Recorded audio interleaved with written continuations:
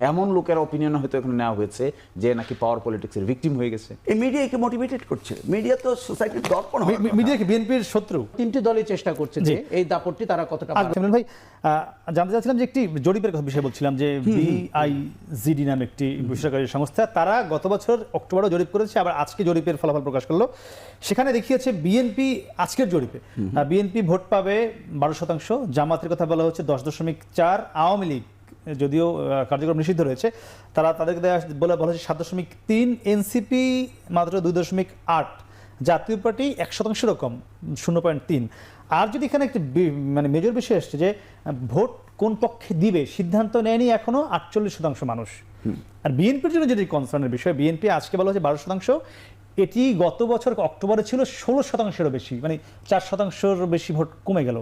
কেন, কি মনে হয়? আমি জানি মিডিয়া কি বলতে চাচ্ছে। মিডিয়া না, এটি কোনো মিডিয়া বলে না, এটা একটা অর্গানাইজেশন বলছে, কিন্তু এটা রিফ্লেক্ট করছে মিডিয়া। মিডিয়া হচ্ছে সোসাইটির দর্পণ। মিডিয়া নন স্টপ এই জুলাই বিপ্লবের পর থেকে বিএনপি চাঁদাবাজি করছে এই স্লোগানেই ব্যস্ত সকলে। এই মিডিয়াকে মোটিভেটেড করছে। মিডিয়া তো সোসাইটির দর্পণ। মিডিয়া কি বিএনপির শত্রু?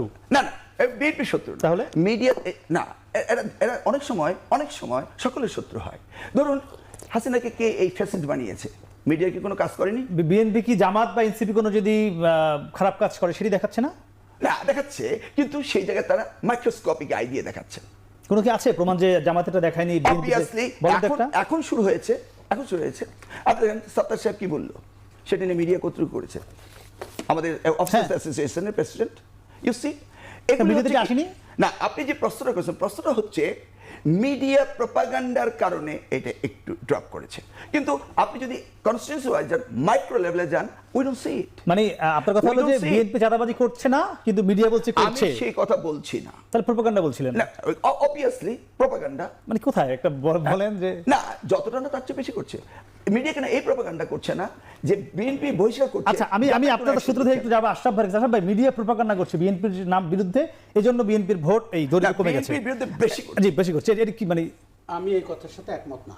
আমি বরঞ্চ ঢালাওভাবে যেটা সবসময় বলি, মিডিয়াতে আপনি 1% প্রচারণা দেখতে পান, 99% ঘটনা মিডিয়াতে আসে না।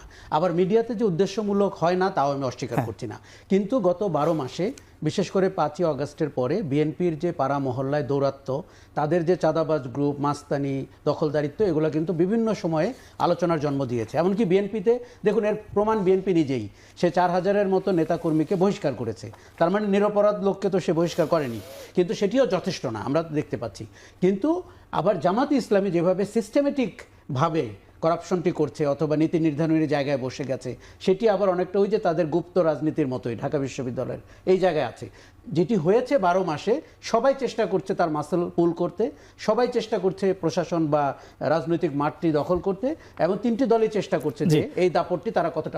মিলন ভাই একটু বলেন তাহলে কেন ভোট কমলো, আমরা উত্তরে জানলাম একদম ছোট করে। প্রথমত হচ্ছে উনি যেটা বললেন যে আমাদের 4000 বহিষ্কার করা হয়েছে, গভর্নমেন্ট কি অ্যাকশন নিয়েছে? নেয়নি। কেন নেয়নি? গভর্নমেন্টের দায়িত্ব ছিল না। অ্যাকশন দিলে তো বিএনপিকে থানা ঘেরাও করে, আবার এটিও তো হচ্ছে। Doesn't matter if they can face it. থানা ঘেরাও করলে থানা যদি ফেস না করতে পারে, দে শুড রিজাইন। এই জন্য তো মানুষ নির্বাচনের কথা বলছে। শুনেন, স্পেড টু স্পেড, গভর্নমেন্টকে আইন শৃঙ্খলা কন্ট্রোলে আনতে হবে। এখন তো আর সেই সময় নেই, তাহলে হচ্ছে না কেন? আচ্ছা, তাহলে ভোট কেন কমলো সেটা একটু ওই যে মিডিয়া একদম সিরিয়াসলি বলছে। এখন আমি যদি বলি তারা আমার কচুয়ে যাক, মাইক্রো লেভেলে কনস্টিটিউয়েন্সি যাক, আমাদের ভোট তো বেড়েছে। How do you say vote তো বেড়েছে? আমি তো দেখছি আমার ভোট বেড়েছে। আপনার এলাকায় বেড়েছে, কিন্তু মানে সামগ্রিক দেশের পরিস্থিতি। এটা শীষ ভাই, জামাতের ছিল এই যে আমরা বলছিলাম যে জরিপটি একটি বেসরকারি অর্গানাইজেশন, অক্টোবরে ছিল 11.3, সেটি আজকের জরিপে এসছে 10.4। মানে জামাতের 1% ভোট কমেছে গত বছর অক্টোবরের চেয়ে।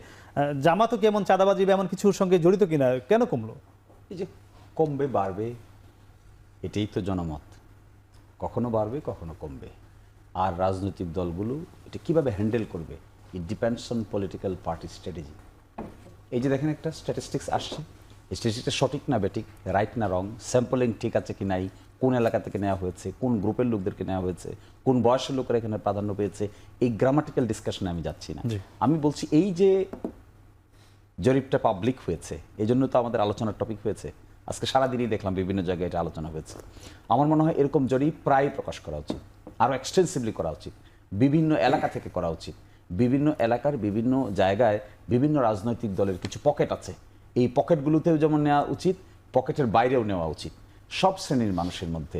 আমার কাছে আমি এটাকে এভাবে দেখি, বাড়া কমাটাকে আমি এটা মনে করছি না যে একেবারে মহাভারত অশুদ্ধ হয়ে গেছে। বাড়া কমাটার মধ্যে পলিটিক্যাল পার্টির উপর যে প্রেশার ক্রিয়েট হয়, এটাই হওয়া উচিত পাবলিক ওপিনিয়ন। এবং যেদিন এটা এস্টাবলিশ হবে এই দেশে, এই দিন ডেমোক্রেসি উইল বি ইনস্টিটিউশনালাইজড। ঠিক আছে, বিএনপির এটা আগে ছিল 16%, এখন হয়েছে এত পার্সেন্ট। জামাতের আগে ছিল 11 পয়েন্ট সামথিং, এখন হয়েছে 10%। এখন জামাত হ্যাজ টু ডিসাইড যে কি কি রং তারা করেছে, কোন কোন কারণে। না, আপনার কি মনে হয় কি কি রং করেছেন আপনারা একটু দু একটা বলেন না। দেখুন, এই গভর্নমেন্ট গঠন হওয়ার পরে যে কটা পলিটিক্যাল পার্টি সম্মুখ সমরে ভূমিকা পালন করছে, তার মধ্যে বিএনপি, জামাতকে প্রাথমিকভাবে মানুষ মনে করে পপুলার সাপোর্ট অপেক্ষাকৃত বেশি। এটা হলো পিপলস পারসেপশন। না, যেমন আশরাফ বলছে যে আপনারা খুব সিস্টেমেটিক্যালি দখল করছেন বা সিস্টেমেটিক্যালি করাপশন করছেন, এই শব্দগুলো ব্যবহার করছিল। আমি এটা বলছি আপনাকে, এই স্টাডির দেখবেন আপনি কার্যকারণটা এখানে নাই। যেমন আপনি বিএনপির কথা বলছেন 16 থেকে এত আসছে, জামাতের কথা বলছেন 11 থেকে এত আসছে, তাহলে এখানে এই রেজাল্ট আপনি দেখতে পাবেন না যে পাবলিক কি কি কারণে মনে করছে যে এটা কমেছে, কিংবা কোন কোন কারণে মনে করছে আগের তুলনায় এরা এখন পছন্দের দিক থেকে নিচে নেমে গেছে। এরকম কিন্তু স্টাডি এখানে নাই। তারপরে তাহলে আমরা কিভাবে বুঝবো সেটা? বিভিন্ন জনের বিভিন্ন অবজারভেশন। কেউ বলবে চাঁদাবাদির কারণে, একজন বলবে জামাত ইসলামের সিন্ডিকেটের কারণে, আরেকজন বলতে পারে পাওয়ার পলিটিক্সের কাছাকাছি গেলে আস্তে আস্তে লোকেরা অটোমেটিক জনপ্রিয়তা হয়ে যায়, ডিবেটের মধ্যে পড়ে যায়। এমন লোকেরা ওপিনিয়ন হয়তো এখানে নেওয়া হয়েছে যে নাকি পাওয়ার পলিটিক্সের ভিকটিম হয়ে গেছে, তার ওপিনিয়ন এখানে থাকতে পারে। ফলে এখানে এটা আমাদের দেশের কালচার, যে বা যারা যত বেশি পাওয়ারের কাছাকাছি থাকেন সে বা তারা গ্রাজুয়ালি খুব দ্রুত। তার মানে বিএনপি জামাত পাওয়ারের কাছাকাছি আছে। আমরা একটু আশরাফ ভাইয়ের কাছে যাব। আমি আপনার এই প্রশ্নের জবাব আছে, অবশ্যই আছে, এটা তো অস্বীকার করার কোনো স্কোপ নাই। এই দেশ তো মানুষরা চালাচ্ছে, এই দেশ তো মানুষরা চালাচ্ছে। এই যারা যে মানুষ চালাচ্ছে আপনি খুঁজে দেখেন তো, 50 জন সচিবের ডাটা নেন, আপনি 30 জন ভিসির ডাটা নেন, আপনি বাংলাদেশে 100 জজের ডাটা নেন, তাহলে দেখবেন যে সমাজ যারা পরিচালনা করছে তাদের এটা তো অস্বীকার করার কোনো জন্য নাই। তাহলে দেশ চলবে কি করে? আপনি পোস্টগুলো কে চালাবে? কেউ না কেউ তো চালাবে। আগে যারা